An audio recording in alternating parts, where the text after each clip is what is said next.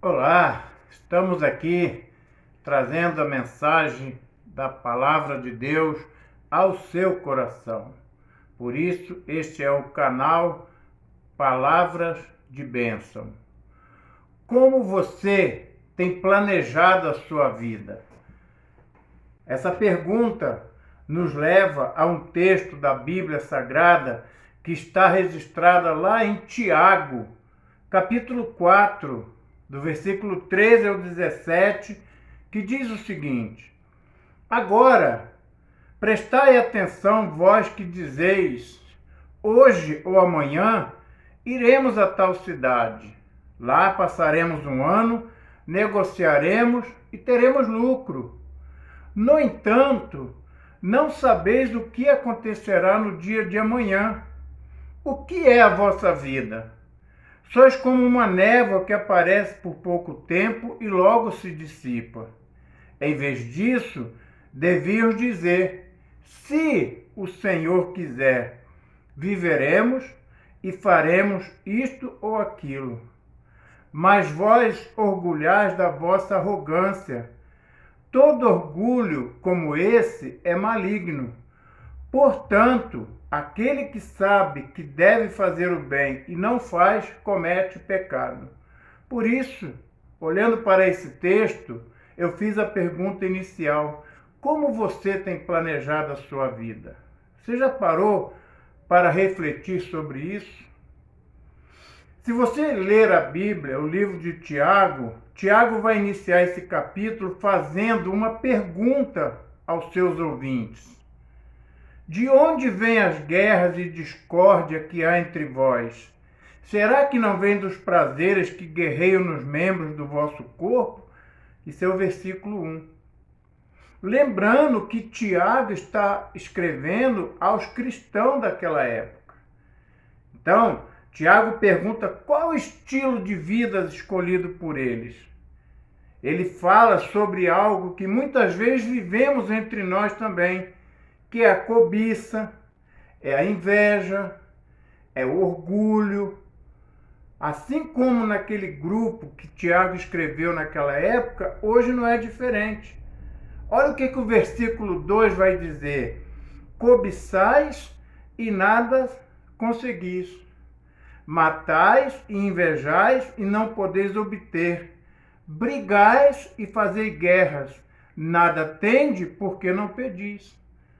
Ou seja, quando Tiago fala aqui em fazer guerra, não é propriamente pegar uma arma e matar outra pessoa, mas as nossas atitudes, as nossas palavras, através da cobiça, da inveja, nós matamos uns aos outros. Ele ainda vai dizer no versículo 3, pedi e nada recebeis, porque pedis de modo errado só para gastar em vossos prazeres. Versículo 3, ou seja, ele está falando de oração. Pedis e não recebeis. Percebe como você tem planejado a sua vida? Essa mensagem, eu desejo trazer uma reflexão à sua vida. Por que Deus às vezes não ouve as nossas orações? O texto diz, versículo 3, porque somos egoístas. Nossas orações, muitas vezes, pedimos só para os nossos prazeres e deleites. E às vezes esquecemos até do nosso próximo. Às vezes as pessoas estão necessitando de algo e nós não oramos por elas.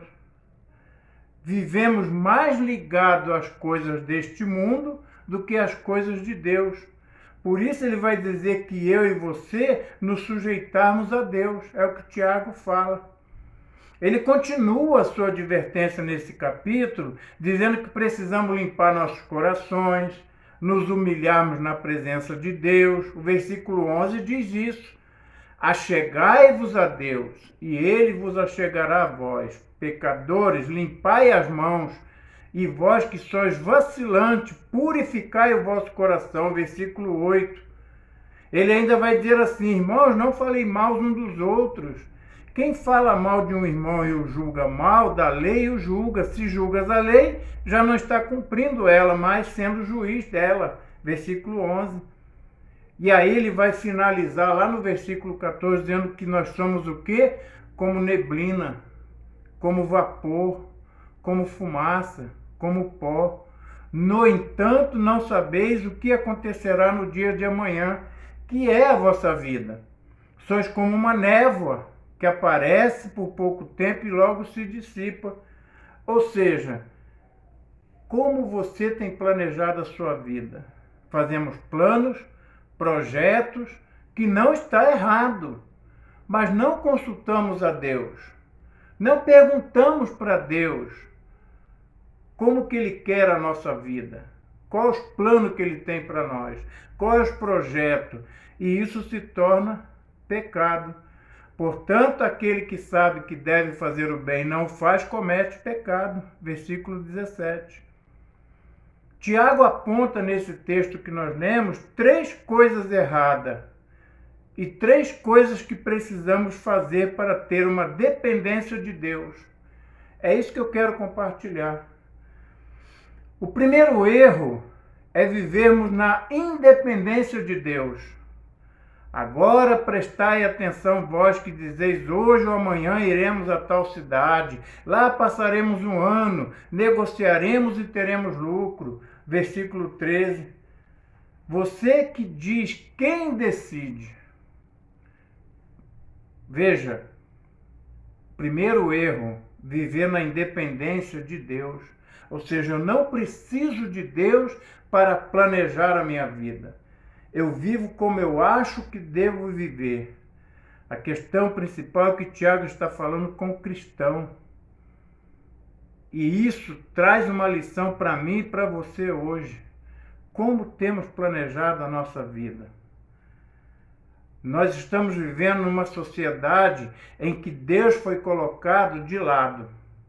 O mundo no qual Deus não faz mais parte. Muitas das vezes, em alguma das vezes, ele é lembrado no domingo, quando eu vou à igreja. Pego minha Bíblia e vou para a igreja. Aí Deus é lembrado. Fora isso, eu esqueço de Deus. Deus não tem nada a ver com a minha vida, com o meu emprego, com a minha sexualidade, com a minha família, com o meu dinheiro. Para que Deus se envolver nisso? Então eu vivo uma vida de independência de Deus. E aí é que está o grande erro. Por isso, nós não estamos planejando bem a nossa vida. O segundo erro é o desejo insaciável de possuir, de ter. Agora prestai atenção, vós que dizeis, hoje ou amanhã iremos a tal cidade, lá passaremos um ano, negociaremos e teremos lucro. Versículo 13. O desejo insaciável de ter, de possuir. Não é errado eu querer ter um carro, querer ter uma casa, um bom emprego, um bom salário. Isso não está errado. Não há pecado nisso. O pecado está quando isso toma o lugar de Deus. E essa é a grande questão. O mundo contemporâneo é um mundo consumista. O consumo tem tomado conta da nossa vida. Querem ver um exemplo?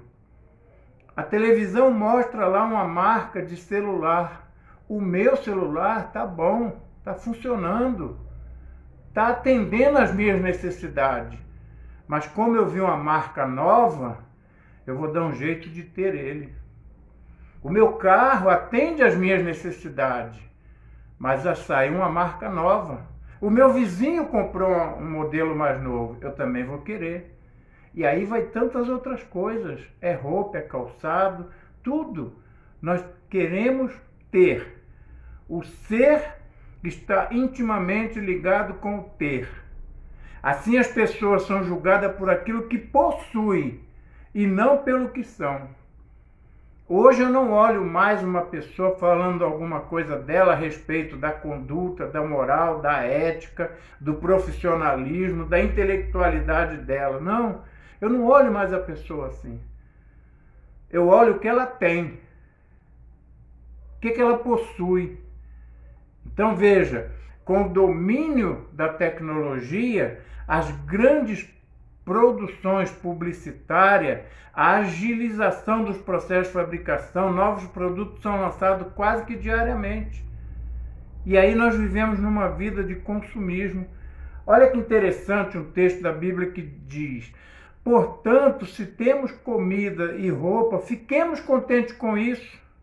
Porém, os que querem ficar ricos caem em pecado ao serem tentados e ficam presos na armadilha de muitos desejos tolos que fazem mal, levam as pessoas a se afundarem na desgraça e na destruição, pois o amor ao dinheiro é uma fonte de todos os tipos de males. E algumas pessoas, por quererem tanto ter dinheiro, se desviaram da fé e encheram a sua vida de sofrimento. Paulo fala isso lá em 2 Timóteo, capítulo 6, de 8 a 10. Ou seja, não sou eu que estou falando para você, meu querido, que está assistindo essa mensagem. É a Bíblia, é a palavra de Deus. Nós ficamos tão presos a dinheiro, a querer, a ter, a possuir, que acontece isso. O dinheiro em si não é pecado. Não é mal eu querer ter dinheiro. Porém, ele não pode se tornar Deus na minha vida. Então veja, colocar o dinheiro como um Deus na sua vida que é errado. O terceiro erro que eu encontro nesse texto está no versículo 14, que diz: no entanto, não sabeis o que acontecerá no dia de amanhã. O que é vossa vida? Sois como uma névoa que aparece por pouco tempo e logo se dissipa. Versículo 14. Ou seja, o terceiro erro é a falta de consciência da brevidade da vida. Não desejo isso para você, meu querido ouvinte. Mas, se você morrer amanhã, como que foi planejada a sua vida? Aliás, eu vou refazer a pergunta. Que dia que você vai morrer? Que dia que eu vou morrer? Nós não sabemos. Porque é Deus quem determina. Tiago está revelando para as pessoas que vivem na falta de consciência do que é a vida. A falta de consciência da brevidade da vida faz com que a pessoa individualize suas próprias buscas, perdendo a realidade do que está à sua volta e muitas vezes esquecendo da família, esquecendo de tudo. Então veja, 3 erros que eu trouxe aqui nesse texto: independência de Deus, o desejo insaciável de possuir ou ter, a falta de consciência da brevidade da vida. Agora, como desenvolver então uma dependência de Deus? Nós vamos aprender também com esse texto. Eu tenho que reconhecer a vontade de Deus na minha vida. Versículo 15 diz isso: em vez disso, devias dizer: se o Senhor quiser, viveremos e faremos isto ou aquilo. Eu preciso reconhecer que a minha vida está nas mãos de Deus. Eu dependo dele. Eu faço o que ele quer. Eu vou viver o tempo que ele quiser. Outra coisa que eu preciso para aprender, para depender de Deus, saber o que deve ser feito ou o que precisa ser mudado na minha vida. Portanto, aquele que sabe que deve fazer o bem, não o faz, comete o pecado. Versículo 17. Ou seja, eu preciso saber o que eu devo fazer, o que preciso mudar na minha vida, o que está errado na minha vida, como a minha vida tem sido até aqui. Então veja, a minha pergunta inicial foi: como você tem planejado a sua vida? O terceiro é determinação em fazer o bem. Portanto, aquele que sabe que deve fazer o bem, não o faz, comete pecado. Versículo 17 também. Então eu preciso entender, através da vontade de Deus, como que eu vou fazer o bem, de que maneira. Então veja, assim como eu apresentei 3 erros que cometemos olhando para esse texto, de viver na independência de Deus, também eu apresento 3 situações de depender de Deus: reconhecer a vontade dele, saber o que deve ser feito e como precisa ser mudado, determinação em fazer o bem. O nosso compromisso básico é transformar as nossas vontades para que podemos experimentar a boa, perfeita e agradável vontade de Deus. Paulo diz isso em Romanos: rogo-vos, pois, irmãos, pela misericórdia de Deus, que apresentei o vosso corpo por sacrifício santo, vivo, agradável a Deus, que é o vosso culto racional. E não vos conformeis com este mundo, mas transformai-vos pela renovação da vossa mente, para que experimenteis qual seja a boa, agradável, perfeita vontade de Deus. Romanos 12, de 1 a Deus. Ou seja, a perfeita vontade de Deus consiste em reconhecermos que não somos nada, que não temos nada, que não podemos fazer nada a não ser pela vontade de Deus. Então, Tiago nos ensina isso. Não complique a sua vida, ela já é complicada por si mesma. O foco principal do seu amor precisa ser Deus, porque sem Ele o resto não faz sentido. Ame sua família intensamente. O tempo consome muito rápido quem amamos. Cultive amigos. Será muito triste ao morrermos e percebermos que não há nem 6 deles para carregar nosso caixão. Lógico que a gente não vai estar aqui para ver isso. Mas imagina você num velório, na hora de carregar o caixão, não tem ninguém lá para carregar o caixão do morto. Ou seja, ele não cultivou amigos em vida. Ame todas as pessoas ao seu redor. Não existe hierarquia para o amor. Sabia disso? O amor não existe hierarquia. Ame, ame e ame. A morte, ela traz clareza à vida. Invista na próxima geração, que são seus filhos. Você não precisa de muito para viver. Sabia disso? Basta olhar algumas pessoas que a mídia nos mostra que têm tanto dinheiro e eles mesmos às vezes declaram que vive solitário. Ou então tem tanto dinheiro e de repente vem uma doença e o mata. O dinheiro não resolveu nada, porque é Deus quem faz as coisas. Pense nisso. Avalie a sua vida enquanto é tempo. Ao final dessa mensagem terá uma música. Reflita na letra dessa música e você vai entender muito melhor o que eu estou falando. E que Deus possa abençoar a sua vida. E eu sempre peço, não deixe essa mensagem ficar parada no seu celular. Repasse ela, compartilhe ela para outras pessoas, porque tem muita gente vivendo achando que é dono da vida e não é. A nossa vida pertence a Deus e que Deus possa te abençoar. E obrigado por estar comigo mais uma vez neste canal.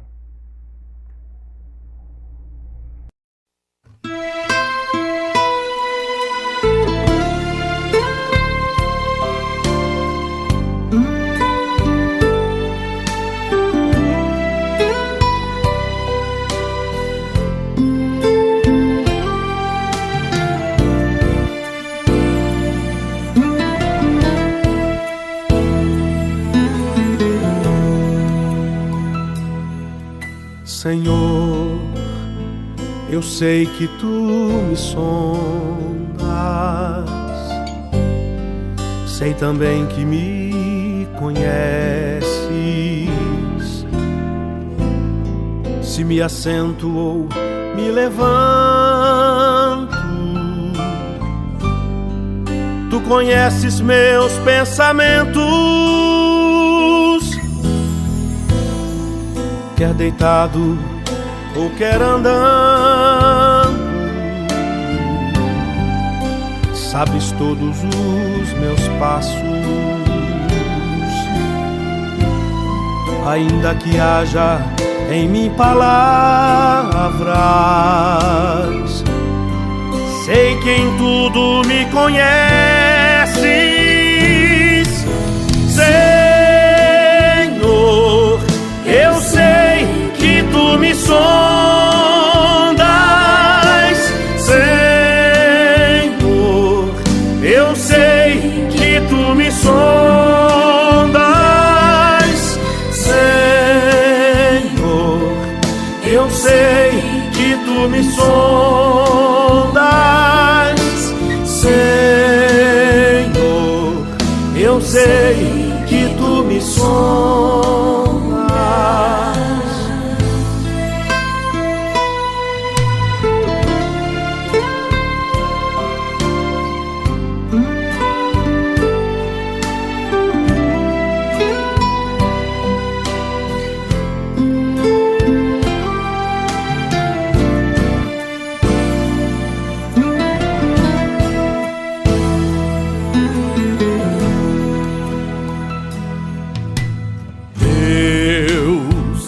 Tu me cercas em volta, tua mão em mim repousa. Tal ciência é grandiosa, não alcanço de tão alta. Se eu subo até o céu, sei que ali também te encontro. Se no abismo está minha cama, sei que ali também me amas, Senhor. Eu sei que tu me amas,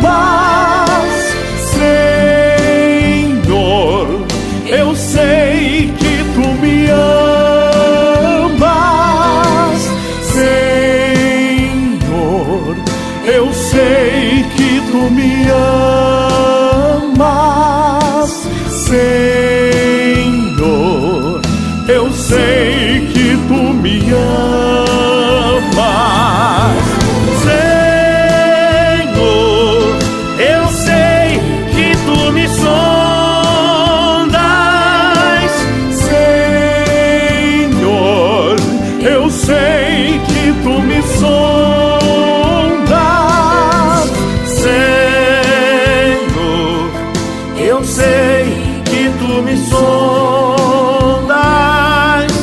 Senhor. Eu sei que tu me sondas.